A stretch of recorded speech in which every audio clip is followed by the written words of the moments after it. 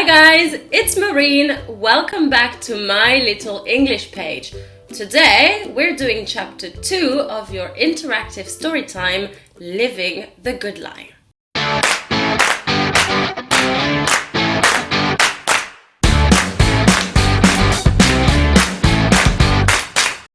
In this series, each video is a different chapter. And the cool part is that you get to choose what happens next. Now, before we start, make sure to follow my little English page on Facebook and Instagram, but also to subscribe to the YouTube channel and to press the bell button to turn on the notifications. Okay, last time I presented you with two choices. The first choice was that Anne could read the letter left by her mother. The second option was that she could just forget about it and leave with the strange man. And you all chose, pretty much everybody chose, that Anne should read the letter. So let's have a look. Anne was petrified. She didn't know what to do. It felt as if both choices were traps. If she left with that man, she would never know what her mother had to say. But on the other hand, she didn't think that the stranger who had made it very clear that he was here to take her would live without her if she decided to read the letter. She considered her options for a minute and thought that if she was going to have to live with this man, she would at least try to learn more about the situation she had been forced into. He stared at her and he could see that the wheels were turning in her head. "You did hear me, didn't you?" "What? Yes," she muttered, realizing that at least 10 minutes must have gone by since he asked her to make a decision. She started making for the table when she saw the man standing up. "What are you doing?" she asked worryingly while taking a few steps back. "You heard what I said the first time. You either waste your time reading that letter or come with me. It seems you've already made your decision. I don't have time to wait for you to realize the mistake that you're making. I'm risking a lot being here. We heard you had woken up, as they like to say, so we had to give it a try. But 209 has already been on his own, waiting for us for more than a month. You have barely just scratched the surface, so they won't hurt you. 209, on the other hand, is in great danger. Time is the most valuable resource, and we're running out of it." He readjusted his jacket and glared at her. "What? I'm sorry, I'm so confused. Who is 209, and what danger are you talking about?" she asked, puzzled. "Since you seem to have decided to stay, the less you know, the safer it is for you," he said as he made a step towards the front door. "Wait a minute! Where are you going? Who—" "Pretend you never saw me. Stay here, and when your parents," his lips twitched at the word, "come back, tell them you've given it some thought, and that if they adopted you because they were struggling to have children, they should have just told you earlier." He twisted the doorknob and cracked the door open. "How do you know that's what actually happened?" she said with a glimmer of hope in her voice. "Oh, I know it's not, but you'll be safer if they believe that's what you think. At least for now." He let go of the doorknob and stuffed his hand in one of his jacket pockets. "Here, catch." Anne had barely enough time to step forward and catch the object he had thrown her. It was a light silver cylinder with a loose ring sticking at the top. She looked at the stranger, wondering what to do with it.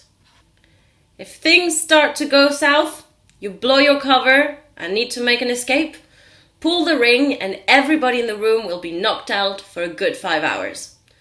Make sure not to breathe it in though. It would be a waste of 5 hours to be knocked out too. That'll give you enough time to make a run for it." "And what am I supposed to do after that? Live happily ever after in the woods?" she barked at him. "It will also trigger a signal on our side, and we'll send somebody to come get you. Don't lose it. It is the only thing that can help us locate you while you hide. She looked at the small object and wondered what thriller novel she had been thrown into. When she looked up, he was gone. Finally alone, she felt more scared than ever, as the reality of this situation she didn't understand started settling in. She was alone, she was confused, she didn't know what to believe or do. Her eyes wandered around the room, lost and looking for an answer. She saw the envelope on the table. Mechanically, her legs started moving towards it before she stopped to pull out a chair. Anne sat down with her hands flat on the table and waited for a second. The envelope was right in front of her, taunting her. She lifted her hand and slowly rubbed her finger on the name written on it. Annalou. She only just whispered the name, as if someone might catch her red-handed doing something wrong. Inside the envelope were 2 sheets of paper covered in writing. Her mother's handwriting. She breathed in deeply and started reading. Dear Annalou, you must be shocked to read my words right now. This is the beautiful name your mother gave you before they ripped you out of her arms. Your mother, my beautiful, loving sister, wanted nothing more than a child of her own, but the odds had been stacked against her, and after months of testing, she discovered that she was sterile. At the time, I had just started working for a pharmaceutical company called Genolab on a revolutionary drug that could alter DNA and reprogram faulty genomes. I managed to get her in the trial under a false identity. Nobody could know about that, as it could have thrown off the results of the trial. And it worked, at first. Your mother was pregnant within a month. I had never seen her look happier. Her deepest dream was coming true. You. But as the months went by, I noticed more inconsistencies with the procedures, and I started growing suspicious that something else was going on. I kept digging until I discovered what they were really up to. But it was too late.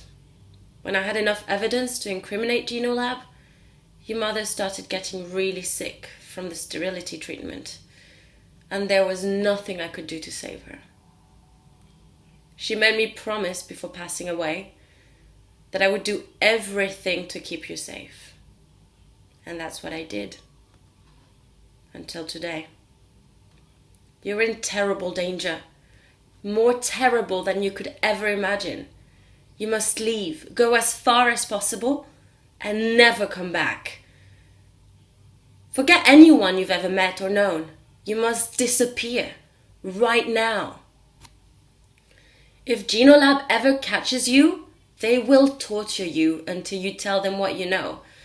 And then you will spend the rest of your life as a lab rat. There's a loose floorboard under the rug in the dining room. You'll find money there, a passport with a new identity for you, and a map to get out of this forest. Take that and run like you have never run before. It's time for you to go, Annalou. I love you. Annalou sat back against the chair and wiped the tears off her eyes. This letter had barely answered any of her questions and added quite a few more to the list. She got up and made her way to the kitchen. Her hands rested on the sink as she looked outside the window. The sky was blue now, without a cloud in sight, very different from the way it had looked earlier that day. Annalou contemplated how quickly her life had changed, without a warning. 2 squirrels were chasing each other on the ground. They were doing some sort of dance, running after one another while skillfully avoiding the puddles of water that had formed during the earlier rainstorm. All of a sudden, they froze, looked up, and ran into the forest. Annalou wondered what had scared them off, so she leaned against the sink a bit to see further out the window. And for the millionth time today,